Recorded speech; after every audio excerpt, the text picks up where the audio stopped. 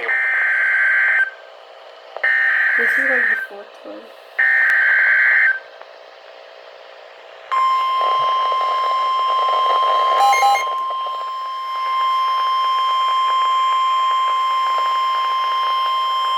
The National Weather Service in Fort Worth has issued a severe thunderstorm warning for southeastern Wise County in north-central Texas, southern Denton County in north-central Texas, northwestern Tarrant County in north-central Texas, until 6:45 p.m. Central Daylight Time.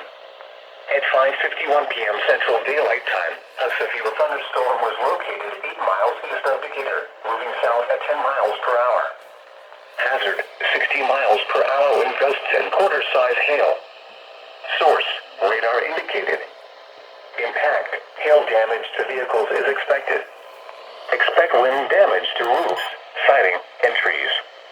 Locations impacted include Fort Worth, Plano, Carrollton, Frisco, Denton, Louisville, Flower Mound, Keller, Coppell, The Colony, Southlake, Watonga, Corinth, Saginaw, Highland Village, Hazel, Trophy Club, Lake Dallas, Lake Louisville, and Eagle Mountain.